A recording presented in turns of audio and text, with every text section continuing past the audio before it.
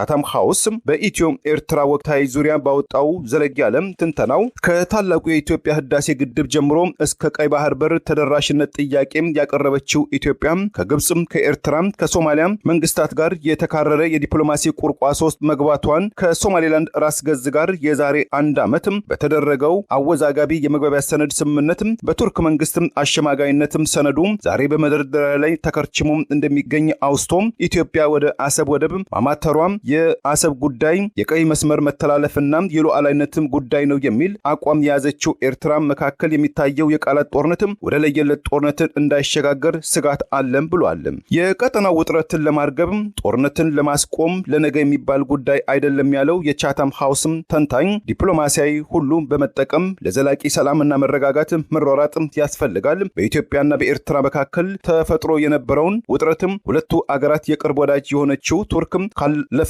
ዓመትም እርቀ ሰላም እንዳወረደችም ሁሉ ኢትዮጵያ ወደ አሰብ ወደብ ማማተሯም የአሰብ ጉዳይ የቀይ መስመር መተላለፍና የሉዓላዊነት ጉዳይ ነው የሚል አቋም የያዘችው ኤርትራ መካከል የሚታየው የቃላት ጦርነት ወደ ለየለት ጦርነት እንዳይሸጋገር ስጋት አለም ብሏል። የቀጠናው ውጥረትን ለማርገብ ጦርነትን ለማስቆም ለነገ የሚባል ጉዳይ አይደለም ያለው የቻታም ሃውስ ተንታኝ ዲፕሎማሲያዊ ሁሉ በመጠቀም ለዘላቂ ሰላምና መረጋጋት መሯሯጥ ያስፈልጋል። በኢትዮጵያና በኤርትራ መካከል ተፈጥሮ የነበረውን ውጥረትም ሁለቱ አገራት የቅርብ ወዳጅ የሆነችው ቱርክም ካለፈው ዓመትም እርቀ ሰላም እንዳወረደችም ሁሉ በኢትዮጵያና በኤርትራ ቀረቤታም ያላትም የዛሬ 7 ዓመትም በፊት የኢትዮጵያው ጠቅላይ ሚኒስትር አብይ አህመድና የኤርትራው ፕሬዝዳንት አቶ ኢሳያስ አፈወርቂን ጅዳ ላይ እጅ ለእጅ ያጨባበጠችው ሳውዲ አረቢያ አሁንም የኢትዮ ኤርትራን የቃላት ጦርነትን ወደ እውነተኛም ጦርነት እንዳይሸጋገር ሳውዲ አረቢያ የገላጋይነት ሚና ለመጫወት ፍላጎት እንዳላት አንዳንድ መረጃዎችም ይገልጻሉ። በነዳጅ ሀብቷም የጎለበተችው የተባበሩት አረብ ኤሚሬትም እንደዚሁም በቅርቡ በቃላት ጦርነት ውስጥ የገቡትም ኢትዮጵያና ኤርትራም ዳግም ወደ ደም አፋሳሽ ጦርነት ይገቡ ይሆን የሚለው ጥያቄም ፈረንጆቹ የ$1 ሚሊዮን ጥያቄ እንደሚሉትም የብዙዎችን ትኩረትም ስጋትና አስተያየትን እያስተናገደ ይገኛል። ቀጠናዊና ዓለም አቀፋዊ ተደራሽነት ያላቸው የመገናኛ ብዙሃንም የተለያዩ የዜና ሽፋኖችን እየሰጡትም እንደሚገኙ ለማወቅም ተችሏል። በአሜሪካን ፖሊሲ ቀማሪዎችና ጫና ፈጣሪዎች ዘንድ በስፋትም ተደማጭነት ያለው ፎሪያን ፖሊሲ የተሰኘው መጽሔትም በሰሞነኛው አፍሪካ ተኮር አጭር ዘገባው በኢትዮጵያና በኤርትራ መካከል ያልተቋጨው የቃላት ጦርነትም ወዴት ያመራ ይሆን ሲል ይጠይቃል፣ ያጠያይቃል። በሌላም አፍሪካ ተኮር ምልከታው በናይጄሪያ ውስጥ የተንሰራፋው ሃይማኖት ተኮር አመጻና በሌላይቱ ምዕራብ አፍሪካዊቷ አገር ጊኒ ቢሳው የተፈጸመውን የመፈንቅለ መንግስትን ወታደራዊ እርምጃንም ተመልክቷል። የኢትዮጵያና የኤርትራን ጉዳይ በተመለከተ እንደ መጽሔቱ ዘገባ የባህር በር አልባ ኢትዮጵያም ለቀይ ባህር በር ተደራሽነት ያቀረበችው ጥያቄን የህልውና ጉዳይ ነው የሚል አቋሟን ማንጸባረቋ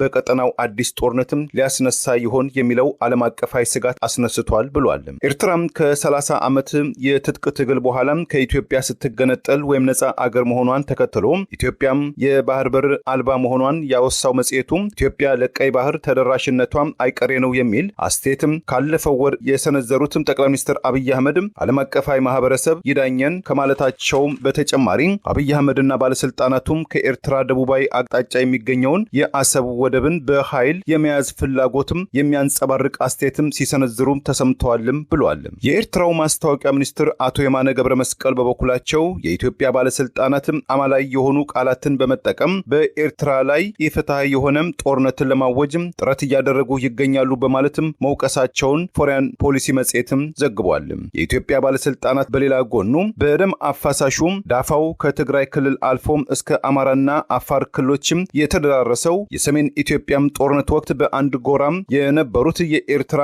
መንግስትም ድህረም የፕሪቶሪያው የሰላም ስምምነትን ተከትሎ አክራሪ ወይም ሃርድ ላይነርስም ፋክሽን ካላቸው የህዝባዊ ወያኔ ሓርነት ትግራይ ህወሓትም ክንፎች ጋር በማበር ጥምዶ የተባለ ድርጅት በመፍጠር በኢትዮጵያ ውስጥ የእርስ በርስም ጦርነትም እንዲፋፋም ስፖንሰር ያደርጋሉ የሚል ወቀሳም የውጭ ጉዳይ ሚኒስትሩ ዶክተር ጌዲዮን ጢሞቴዎስም እስከ መንግስታቱ ድርጅት ድርጅት ዋና ጽህፈት ቤት ቢሮ የደረሰም ደብዳቤም ባለፈው ጥቅምት ወር መጀመሪያ ላይ መላካቸውን ፎሬን ፖሊሲ መጽሔትም አውስቷል። ኤርትራ በበኩሏ በማስታወቂያ ሚኒስትሯ በኩል ባወጣችው አጭር ምላሽ የኢትዮጵያ መንግስት ለመንግስታቱ ድርጅት የላከው ደብዳቤና ያቀረበው ወቀሳዎች በሐሰት የታጨቁ ለጸብ አጫሪ ጦርነትም ቀስቃሽ የሆነ አካሄድ ነው በማለት የኤርትራ መንግስት በአማራ ክልል በፌዴራል መንግስቱና በፋኖ ታጣቂዎች መካከል እየተካሄደ የሚገኘውን ጦርነትም እየረዳ ነው የሚለውን ወቀሳን ውድቅም አድርጎታል። የኤርትራው ማስታወቂያ ሚኒስትር አቶ የማነም በወቅቱ ለፈረንሳይ ዜና አገልግሎት ኤፍፒ በሰጡት አስተያየት ለባህር በር ተደራሽነት ያላቸው ህልምን እውን ለማድረግም የተጠቀሙትም የፕሮፓጋንዳ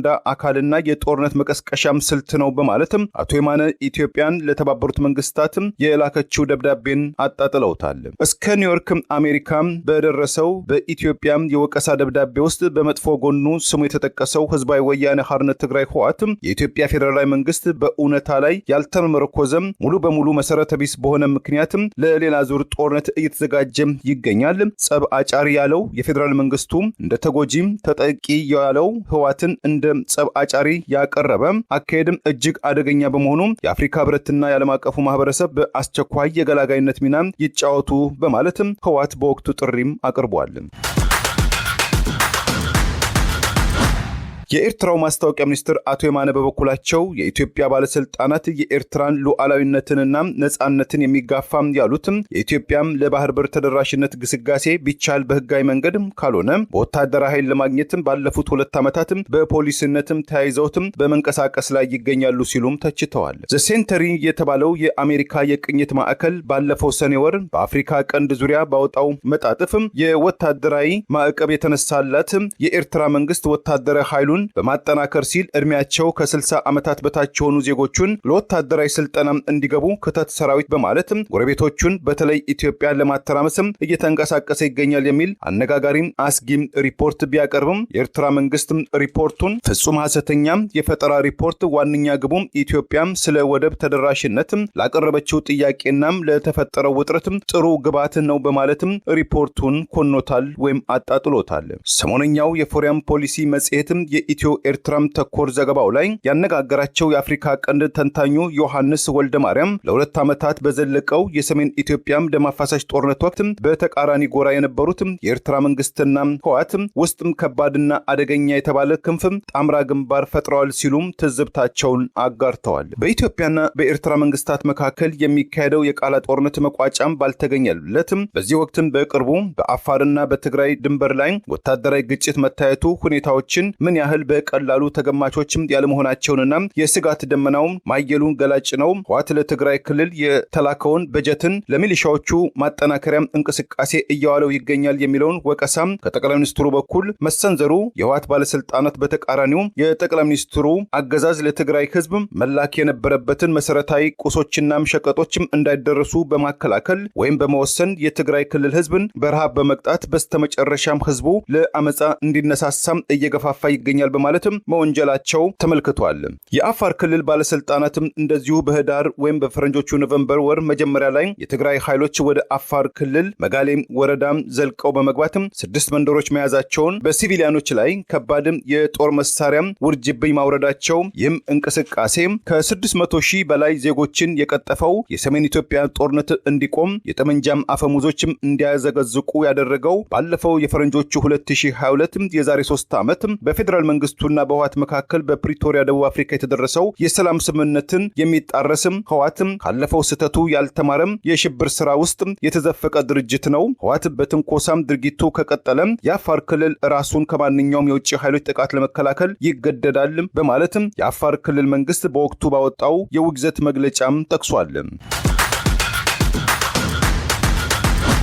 የህወሓት ባለስልጣናትም ከአፋር በኩል ስለተሰነዘረባቸው ወቀሳም ወደ አፋር ክልል ለጦርነትም አለመግባታቸውን ይልቁንም በኢትዮጵያ ፌዴራላዊ መንግስት ይደገፋል ያሉትም ከህወሓትም ያፈነገጠና ራሱን የትግራይ የሰላም ኃይል ቲፒኤፍም ብሎ የሚጠራው ታጣቂ ቡድን ሊያደርስብን የነበረውን ጥቃት መክተናል የሚል ማስተባበያ አዘል ምላሽ መስጠታቸው አይዘነጋም። የኤርትራ ወታደሮች ለ2 ዓመታት ማለትም ከ2020 እስከ 2022 የአውሮፓ አቆጣጠር በሰሜን ኢትዮጵያ በተካሄደው ደም አፋሳሽ ጦርነት ወቅት ከፌዴራል መንግስቱ ጎን በተሰለፉበት ወቅት በቁጥጥር ስር ያደረጓቸው የኢትዮጵያ ድንበር አካባቢዎችም እንዲለቁ ከአሜሪካ አስተዳደርና ከመንግስታቱ ድርጅት ጥሪ ቢቀርብም ዛሬ ድረስ የኤርትራ ወታደሮች በአካባቢው ይገኛሉ ያለው የአሜሪካው ፎሪን ፖሊሲ መጽሔት ላይ በቅርቡ በጣምራ መጣጥፍ ያቀረቡት ሚካኤል ወልደ ማርያምና አቤል አባተም ደምሴ የትኛውም ያህል ወታደራዊ ግጭቶች ወይም ውጥረቶችን ለማርገብ በእንግሊዝኛው ዲኤስካሌሽን ቀመር ቢኖርም የአፍሪካ ቀንድም ሆነ ዓለም አቀፉ ማህበረሰብ ተጨማሪ የኢትዮ ኤርትራ ጦርነትን የሚሸከም ጫንቃ የለውም በማለትም ጦርነትም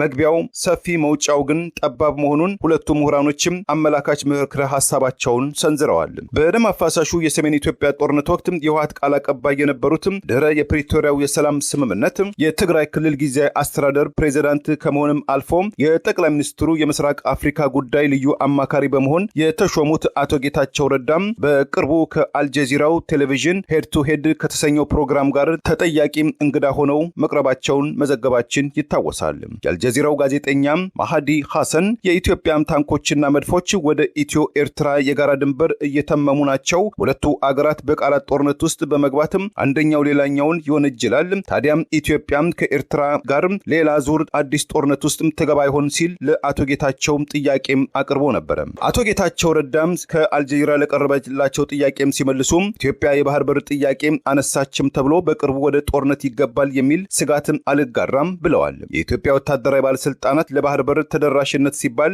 የሚከፈለውን የደም የህይወት መስዋዕትነት እንከፍላለን የሚል አቋም ማንጸባረቃቸውን እንዴት ይመለከቱታል ለሚለው ተከታይ የአልጀዚራ ጥያቄ አቶ ጌታቸው ምላሻቸው ጠቅላይ ሚኒስትር አብይ አህመድና ፕሬዝዳንት ኢሳያስ አፈወርቂ ከጦርነት ወዲህ ሌላም ሰላማዊ መፍትሄም ውጥረቱን የሚያቀዘቅዝ ዘዴ በልባቸው ይኖራል ብዬ አምናለሁ፣ እመኑኝ ሲሉ መለሱ። ይህ ፕሮግራም የሚካሄደው ስለ እምነትም ሳይሆን ስለ እውነትም ማስረጃና ተጨባጭነት ነው ያለው ጋዜጠኛ ማሃዲ ለዚህ አባባሎት የማጠናከሪያ ማስረጃም አሉት ሲል ከአልጀዚራ ለቀረበው ጥያቄም አቶ ጌታቸው ሲመልሱም በቅርቡ ወደ ሰሜን ኢትዮጵያ አፋር ክልል እስከ ቡሬ ድረስም ተጉዤ ነበር። በዚህም ጉብኝቴ በኢትዮጵያ መንግስትም ዘመናዊ አስፋልት መንገድም ወደ ኢትዮጵያና ኤርትራ ድንበር መዘርጋቱን ተመልክቻለሁ። የኤርትራ መንግስትም በራሱ በኩል ተመሳይ አስፋልት ይገነባል ብዬም እገምታለሁ። ሁለቱ መንግስታትም በእንደዚህ አይነቱም ገንቢ ኢንቨስትመንት ላይ ካተኮሩም ወደ ጦርነት የሚገቡበት ምክንያትም ይኖራል ብዬም አላምንም አልገምትም በማለትም ተጠያቂያዊ አስተያየታቸውንም ሰንዝረዋል።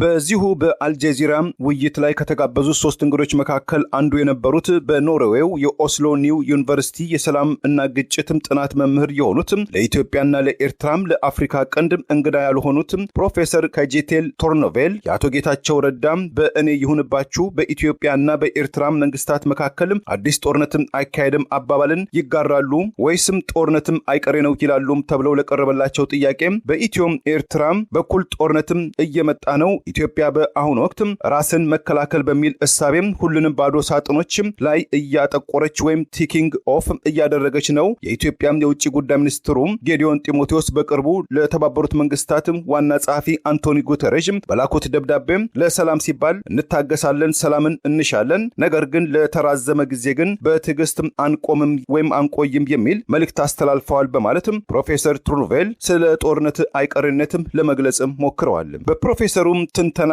እንደሚስማሙ የገለጹትም አቶ ጌታቸው ረዳም ጦርነት ሁልጊዜም አይቀሬ አይደለም፣ እኔ ግን በኢትዮ ኤርትራ መካከል ሌላ ዙር ጦርነትም አይኖርም ብዬ የማስበው ቀጠናችን ከበቂ በላይ በሆነ መልኩ በቀውስ ውስጥ በማለፉ የሚል ግምታቸውንም ሰንዝረዋል። የኖርዌይ የፖለቲካ ሳይንስ ተመራማሪው ፕሮፌሰር ቶርኖቬል በበኩላቸው ቃለ ምልልሱን በማቋረጥ አቶ ጌታቸው ይቅርታ አድርጉልኝና ይህ የአፍሪካ ቀንድ እኮም ስለ ሰላም ማደግም ከሚጨነቅም ከጦርነት ወደ ጦርነት ከእልቂት ወደ እልቂት የሚሸጋገር አባዜ ውስጥ የተዘፈቀ በመሆኑ ጦርነት አይከሰትም ብሎ ሙሉ በሙሉ ልብን ደፍሮ መናገር ይከብዳል የሚል መከራከሪያ አስተያየት ወደ አቶ ጌታቸው ወርውረዋል። መቀመጫውን በእንግሊዝ ሎንዶን ከተማ ያደረገው የሐሳብ አፍላቂ ወይም ቲንክ ታንከር ስም ተቋሙ የሆነው ቻታም ሃውስ በኢትዮ ኤርትራ ወቅታዊ ዙሪያ ባወጣው ዘለግ ያለ ትንተናው ከታላቁ የኢትዮጵያ ህዳሴ ግድብ ጀምሮ እስከ ቀይ ባህር በር ተደራሽነት ጥያቄ ያቀረበችው ኢትዮጵያ ከግብጽም ከኤርትራም ከሶማሊያ መንግስታት ጋር የተካረረ የዲፕሎማሲ ቁርቋሶ መግባቷን ከሶማሌላንድ ራስ ገዝ ጋር የዛሬ 1 ዓመት በተደረገው አወዛጋቢ የመግባቢያ ሰነድ ስምምነት በቱርክ መንግስት አሸማጋይነት ሰነዱ ዛሬ በመደርደሪያ ላይ ተከርችሞ እንደሚገኝ አውስቶ ኢትዮጵያ ወደ አሰብ ወደብ ማማተሯም የአሰብ ጉዳይ የቀይ መስመር መተላለፍና የሉዓላዊነት ጉዳይ ነው የሚል አቋም የያዘችው ኤርትራ መካከል የሚታየው የቃላት ጦርነት ወደ ለየለት ጦርነት እንዳይሸጋገር ስጋት አለም ብሏል። የቀጠናው ውጥረትን ለማርገብ ጦርነትን ለማስቆም ለነገ የሚባል ጉዳይ አይደለም ያለው የቻታም ሃውስም ተንታኝ ዲፕሎማሲያዊ ሁሉ በመጠቀም ለዘላቂ ሰላምና መረጋጋት መሯሯጥ ያስፈልጋል። በኢትዮጵያና በኤርትራ መካከል ተፈጥሮ የነበረውን ውጥረትም ሁለቱ አገራት የቅርብ ወዳጅ የሆነችው ቱርክም ካለፈው ዓመትም እርቀ ሰላም እንዳወረደችም ሁሉ በኢትዮጵያና በኤርትራ ቀረቤታም ያላትም የዛሬ 7 ዓመት በፊት የኢትዮጵያው ጠቅላይ ሚኒስትር አብይ አህመድና የኤርትራው ፕሬዝዳንት አቶ ኢሳያስ አፈወርቂን ጅዳ ላይ እጅ ለእጅ ያጨባበጠችው ሳውዲ አረቢያ አሁንም የኢትዮ ኤርትራን የቃላት ጦርነትን ወደ እውነተኛም ጦርነት እንዳይሸጋገር ሳውዲ አረቢያ የገላጋይነት ሚና ለመጫወት ፍላጎት እንዳላት አንዳንድ መረጃዎችም ይገልጻሉ። በነዳጅ ሀብቷም የጎለበተችው የተባበሩት አረብ ኤሚሬትም እንደዚሁም ለባህሯና ለደህንነቷም ለኢኮኖሚዋ ዋስትና ስትል የተለያዩ ጥረቶችን ታደርጋለች። ከቀጠናው ሰላምና ደህንነት ጋርም በተያዘም ባለድርሻ አካል የሆነችው ልዕለ ኃያሏ አገር አሜሪካም እንደዚሁም ነገሮችን በችልታ የምትመለከተው አይመስልም ብሏል።